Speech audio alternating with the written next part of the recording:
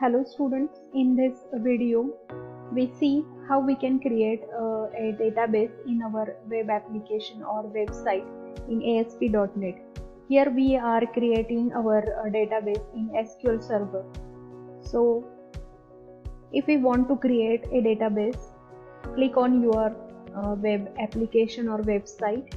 Here I am creating one empty not actually empty, but I'm creating one website here, and this is default and about.aspx. If I run this project, just I'm creating new website. By default there are two menus, home and about.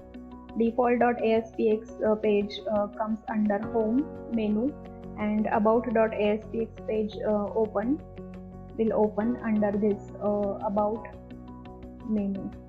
So this is the website. Inside home these contents are displayed, and inside about these are the contents. So if we want to create one database inside this this website, then click on your project, add new item. Then inside this there is one option like SQL Server database. So click on it and give whatever the name you want to give to your database. I am giving here sample DB. Okay, this is the name of my database, entire database. So after giving the name, click on add. Then this window will appear in front of you. Then click on S, and then here our sample db.mdf, this file is created. This is our database. Now inside Server Explorer you can see your database. If Server Explorer window is not open, then from where we can open this Server Explorer. In previous videos we have already seen, or we are aware about this toolbox. Then this is the code window and solution explorer, some properties windows are there. Then where is a solution explorer? Now inside view menu there is one server explorer option. So click on it. You may get such type of window which is server explorer. Inside you may see you can see your database sample db.mdf, and various options are under your database. So we are now creating one table inside our database. Some sample tables we are creating just for demo purpose. I am showing you how we can create a database inside this SQL Server, and how we can create tables inside our database. So this is the table, and right click on this tables option. Then there is one option add new table. Then click on it, add new table. Then one by one you need to give columns inside your table. So I'm creating here one student table. So we are taking here some columns as for uniqueness or for primary key purpose. I'm taking ID and giving integer data type. There are various data type list is open here. From this drop down list you may select your respective data type. I'm selecting integer. Then second field I want student name, so I'm giving here stud name. Okay. Inside column name you need to give underscore. If you want to give space, don't give space, because spaces are not allowed inside column name and table name. So if you want to give space, give underscore instead of space, or give the continuous name to your column, but don't give spaces in between the column name or table name. Now I want a student name as alphabetic or textual. Then I can give the data type as n-varchar 50. This is the length, maximum 50 character length name you may insert inside this student name field. Now for example we are taking here 2-3 fields only. For simplicity we are taking only 2-3 fields. I am giving here some codes a name, and then here 50 length is the more for course. I'm giving here only 20. Then I'm giving here city, and for city this is also textual, so I'm giving here some 20 length. Okay, so these are my columns, and I'm not giving yeah, table name here. Only this window comes in front of me, but I'm not giving still anywhere what is the table name for this table. But I want to give the primary key for this ID. So I'm clicking on this column and right click on this arrow operator. Then there is one option, set primary key. So select that particular option. Now primary key is set for this ID column.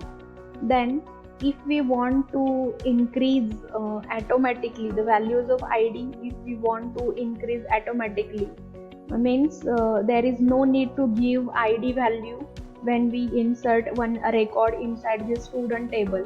The ID value will be automatically incremented one by one. So this requirement, here, if your requirement is like this, then go to the properties window, select the respective column, and then column properties. Under column properties, if you want to auto increment that particular field, then go to identity specification option. There is one identity specification here. So so click on this arrow operator, and is identity property is by default no. Then select this is identity property as yes.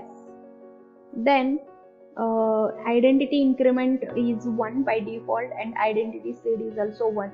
So there is no need to change these values, because we want to start the ID from 1 and increase by 1.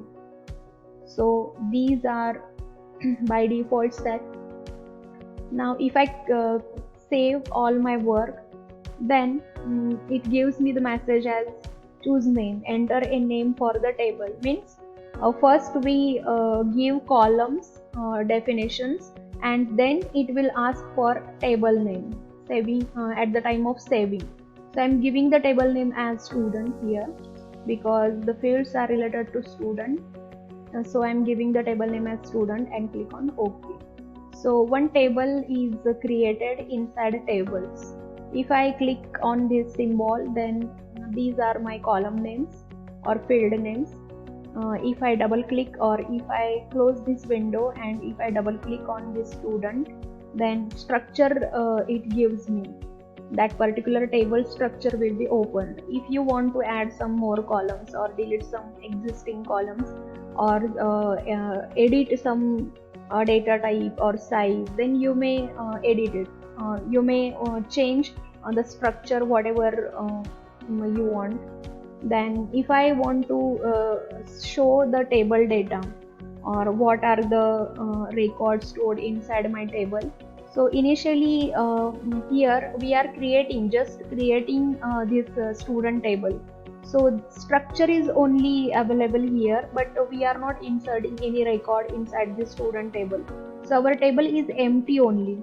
Only structure is there and no data is there inside our table. So if we want to show the table data or records inside present inside that particular table, then we can go towards the show table data. But see here our table is empty. Now if I want to store some records, then go to that particular field value and give whatever the data you want to insert. Now ID field is auto incremented, so there is no need to give the ID value, but this value you need to give. If I give the values as Neelam Patil, then course as BCA, then city as Sangli, then I am going forward. Now see the ID value of ID value is automatically set here 1. Then I am going towards the next record and giving the name as Rashmi Deshpande, and the course as MCA and giving the city as Mirrors, then going towards next. Now see again, the ID value will be automatically inserted here and incremented as well by 1. Then I'm giving here the name as Nilesh Shah. Okay, and his course is BBA and he is from Mumbai. Okay, now Satish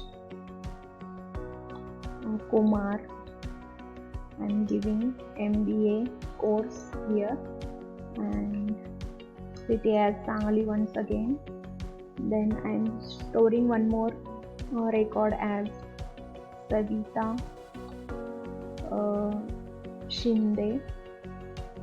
Okay, then her course is BCA and he is from Kolhapur. Okay, Kolhapur. So these are my records. Now I'm closing this window. This also.